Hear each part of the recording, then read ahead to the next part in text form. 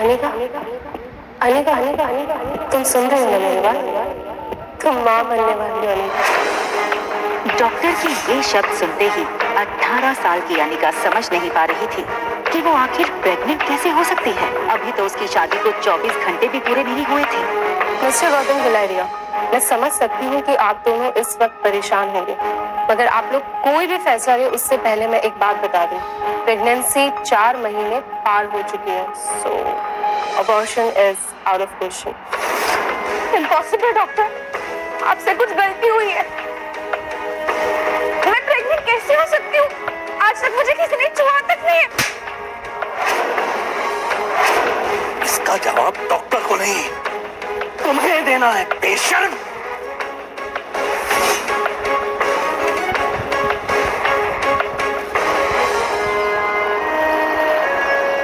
अक्सर कार की back seat पर बैठने वाले गौतम आज अनिका को पीछे बैठाकर खुद ड्राइवर के साथ वाली सीट पर बैठ गए थे, मानो ऐसा करके वो अनिका को अपनी नाराजगी जता रही हो। अनिका जानती थी कि एक बेटी होने के नाते आज उसने अपने पिता को दुनिया का सबसे बड़ा दुख दिया था, एक बिन ब्याही माँ बनकर। इतना दुख उन्हें अनिका की माँ के गुजरने पर भी नहीं हुआ होगा। अनिका को ऐसा लग रहा था मानो आज मनाली का हर इंसान उसे सवालिया नजरों से बस एक ही सवाल पूछ रहा हो कि कौन है इस बच्चे का बाप। लेकिन इसका जवाब तो अनिका के पास भी नहीं था। गुलेरिया हाउस ब्रिटिश के जमाने का मकान था। कहा जाता था यहाँ इंग्लैंड के अधिकारी वेकेशन मनाने आते थे, लेकिन अच्छे से मेंटेन न करने की वजह से पिछले कुछ सालों से थोड़ा बज्जर सा लगने लगा था।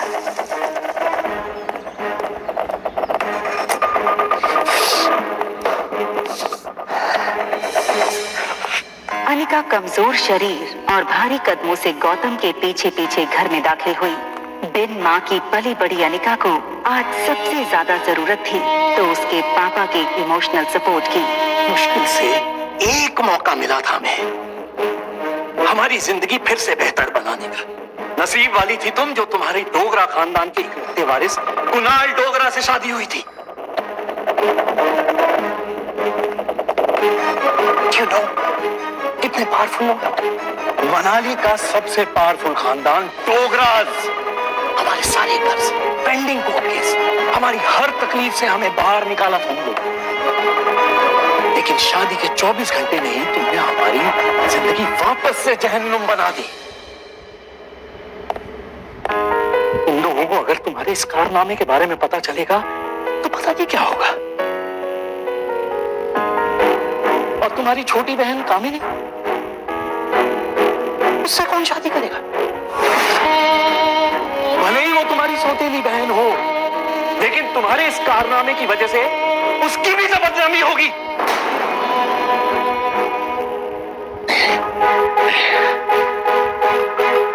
तब तक ये मामला खत्म नहीं हो जाता, मैं कामिनी को और तुम्हारी मां मनीषा उसके भाई के घर भेज दूंगा। लेकिन आज नहीं तो कल सबको पता चल ही जाएगा। आज तुम भी अपनी मां के साथ ही। अनिका वो सुन चुकी थी जो गौतम कहते कहते रुक गया था। अगले दिन सुबह गौतम ने घर में लगे सारे सीसीटीवी के पिछले 5 महीने की फुटेज को खंगाला और बारीकी से देखने के बाद वो हैरान रह गया था कि पिछले 5 महीनों से छोटी मोटी बीमारी के चलते अनिका घर के बाहर कहीं गई ही नहीं थी। ये देखकर गौतम का गुस्सा अब आश्चर्य में बदल गया। उसे इतना तो समझ आ गया था कि कहीं कुछ तो गड़बड़ थी। जल्द ही अनिका की देखभाल के लिए एक नर्स रखी गई।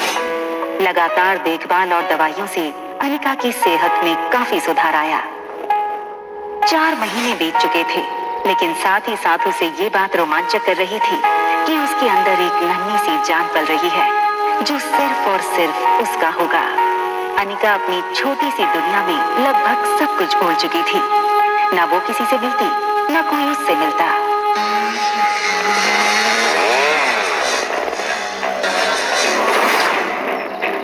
अनिका ने जैसे ही लड़के को देखा, उसकी धड़कन मानो डर और टेंशन से तेज हो गई। ये लड़का और कोई नहीं बल्कि अनिका का पति कुणाल डोगरा था।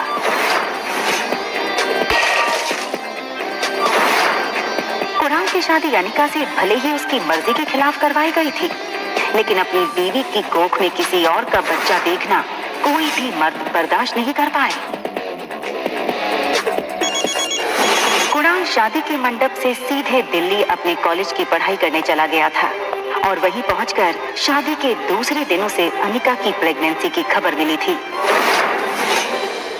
अरे कुणाल बेटा, आज अचानक से तुमने फोन किया कि तुम्हारे कॉलेज की तुम्हारी छुट्टियां शुरू हो गई क्या? कमाल है, 4 महीने के बाद मैं घर आ रहा हूं। अपने दामाद को इस तरीके से वेलकम करेंगे।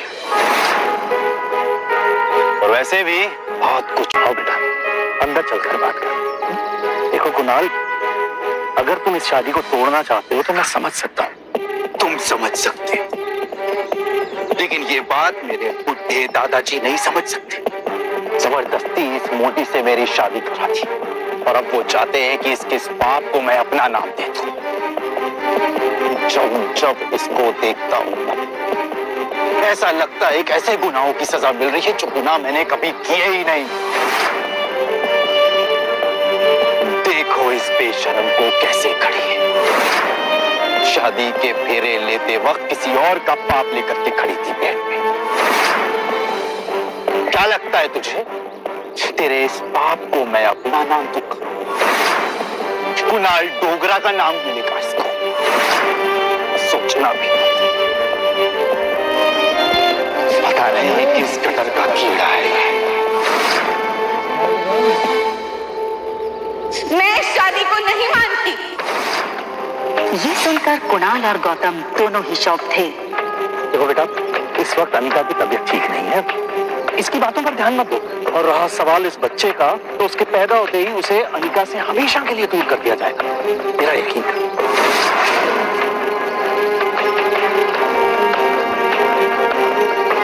ठीक उसी पर अचानक से अनिका के पेट में जोरों से दर्द शुरू हो गया।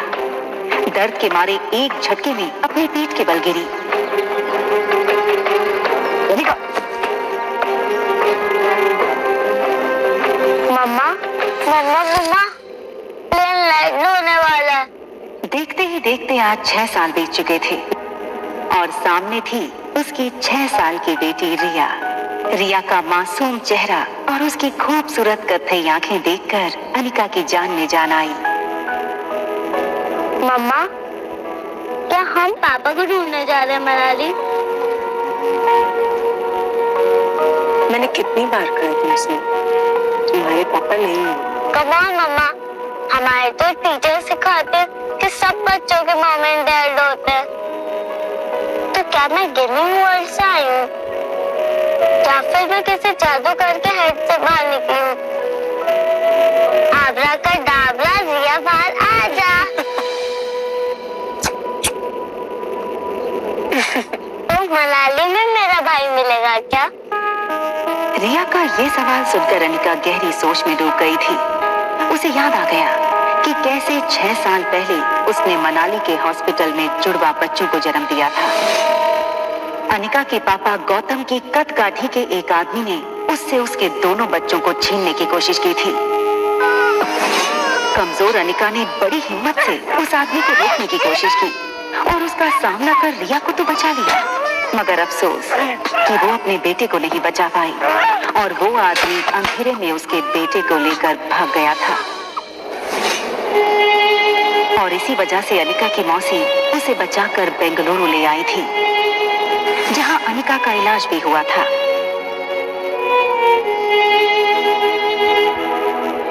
हालांकि इन 6 सालों में अनिका पूरी तरह से बदल चुकी थी।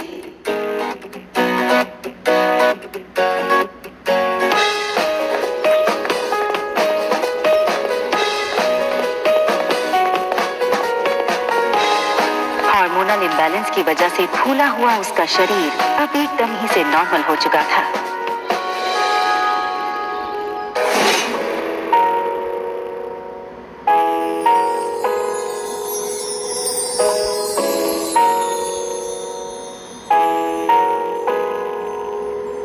कितनी खूबसूरत लग रही हो तुम। मनाली में तो लोगों के होश उड़ जाएंगे।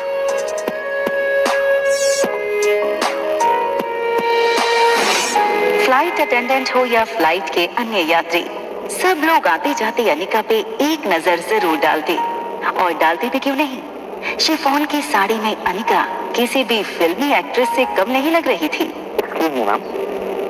Is there anything I can bring for you?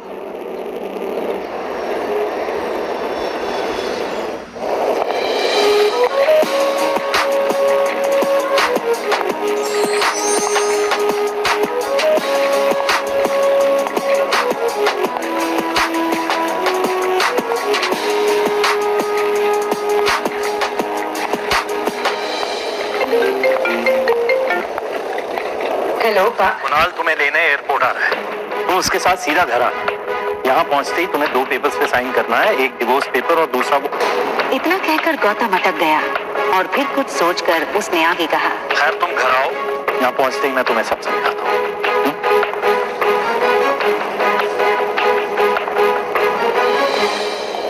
इन 6 सालों में कुणाल भी काफी बदल चुका था। अब वो एक कॉलेज स्टूडेंट नहीं रहा था, बल्कि एक बिजनेसमैन था। आज तक इस दुनिया में किसी भी इंसान को अपने डिवोर्स पे इतनी खुशी नहीं हुई होती जितनी खुशी मुझे हो रही है आज।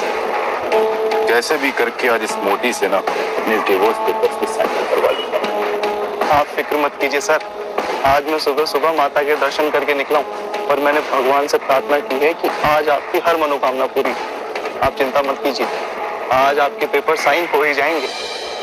अच्छा सुनो, जब जब मैं उस मोटी को देखता हूँ ना, मेरा मूड ऑफ हो जाता है।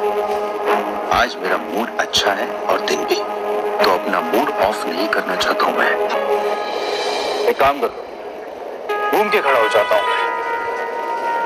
भले उसने तुझे नहीं देखा है, तेरे हाथ में जब ये बोर्ड देखेगी तो तेरे पास खुद ब खुद चली आएगी। सीधा कर ले बोर्ड को।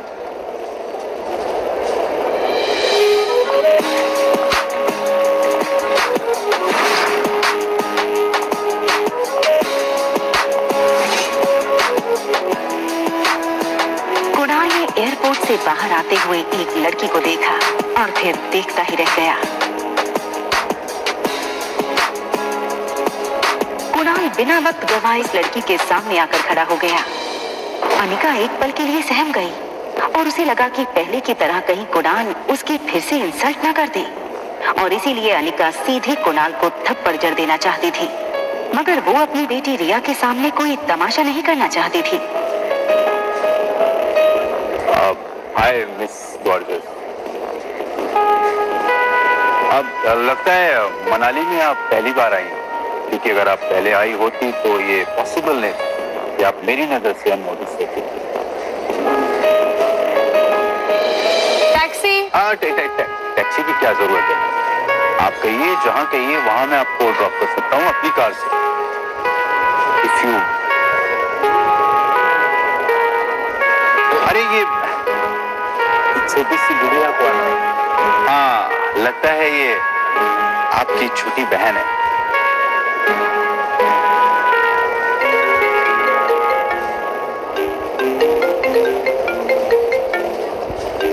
हाँ, क्या तुम्हें अनिका दिखी बेटा?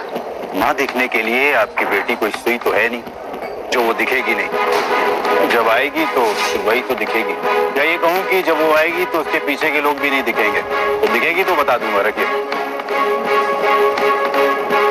टैक्सी।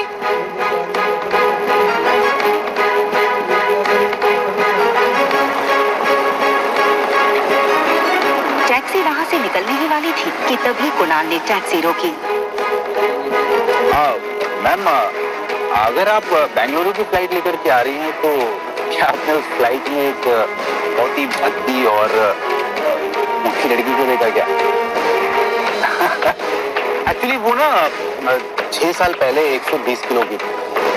तो पक्की बात, बड़ी सेंचुरी मार चुकी होगी। आपने नहीं देखा? आप अपना नाम तो बताओ। ये सुनकर अनिका ने बिना किसी भी हाव भाव से धीरे से कहा,